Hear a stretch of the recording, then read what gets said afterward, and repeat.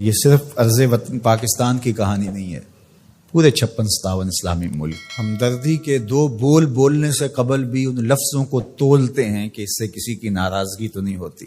جب مسلمان اتنا بزدل ہو جائے گا، اتنا کمزور ہو جائے گا، تو پھر اللہ کو ایسے لوگوں کی کوئی ضرورت نہیں ہے۔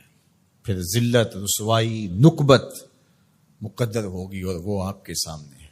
وَأَنْتُمُ الْعَالَوْنَ إِن كُنْتُم مُؤْمِنِينَ، تم سر بلند ہو کر مومن بن کے رہو، عزت کا تاج تمہارے سر پہ رکھوں گا، یہ میرے رب کا وعدہ ہے، لیکن شرط یہ ہے کہ تم مومن بن کے رہو۔ اور آج دنیا کا مکرو اور دوہرا چہرہ بھی سامنے آ گیا، جو انسانی حقوق کی بات کرتے ہیں، کتوں اور بلیوں کے حقوق پہ تنظیمیں بنا رکھی ہیں۔ آج بلکتے بچے، یہ ایک تصویر دیکھی نہیں جاتی کہ ایک حاملہ عورت کٹ جاتی ہے تو اس کے پیٹ سے ادھورا بچہ ایک شخص ہاتھ میں اٹھائے ہوئے دہائی دے رہا ہے۔ ظلم ظلم ہے، بڑھتا ہے تو مٹ جاتا ہے، اور خون خون ہے، بہتا ہے تو جم جاتا ہے۔ کاش کہ آج ہمارے آیان سلطنت کچھ سوچیں کہ ہم نے اللہ کے حضور پیش ہونا ہے۔ اس وقت سب سے اہم کردار اگر کوئی شخص ادا کر سکتا ہے تو وہ سعودی ولی عہد محمد بن سلیمان ہے، کہ جس کی آواز پر پوری امت جمع ہو سکتی ہے۔ اس وقت کفر متحد ہے، اس وقت پورے یہودی دنیا کے اسرائیل میں جمع ہو رہے ہیں مسلمانوں کے خون کا تماشا دیکھنے کے لیے،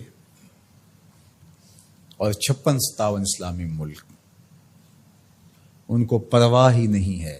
اس وقت کیا کیفیت ہوتی ہے جب ان کے بچے آواز دیتے ہیں، این انتم یا جنود المسلمین، اے مسلمانوں کے لشکروں کہاں ہو تم؟ کس طرح ان کو جواب دیں؟ ایک بیٹی نے آواز دی تھی، صرف ایک بیٹی نے، ناہید نام تھا اس کا، اور بدترین حکمران دنیا اسے مانتی حجاج بن یوسف کو۔ ایسے جمعے کا خطبہ دے رہا تھا تو محراب کے پیچھے سے آوازیں بلند ہوئیں، تو اس نے پوچھا کیا ہوا؟ تو لوگوں نے بتایا کہ دیبل میں ایک کارواں کو راجہ داہر کے لوگوں نے لوٹ لیا ہے، تو یہ اس کی فریاد کر رہے ہیں، اور وہ ناہید نامی ایک لڑکی نے آواز دی ہے، میری مدد کو پہنچو۔ تو حجاج نے کہا تیری مدد ہو گئی، اور پھر محمد بن قاسم کو تیار کیا، اور پھر وہ قہر بن کے ٹوٹا، صرف ایک بیٹی کی آواز پہ۔ ایک بیٹی نے پکار دی۔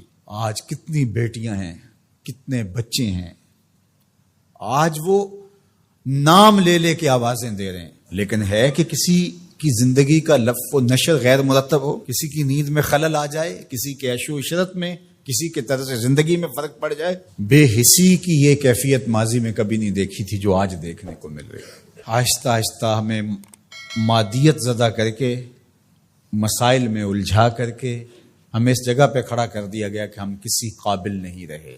لیکن اگر ہم سچے دل سے رب کے حضور حاضر ہو جائیں اور مظلوم کی داد رسی کے لیے کھڑے ہوں، تو اللہ آسمان سے بھی رحمت نازل کرے، زمین سے بھی رحمت نازل فرمائے۔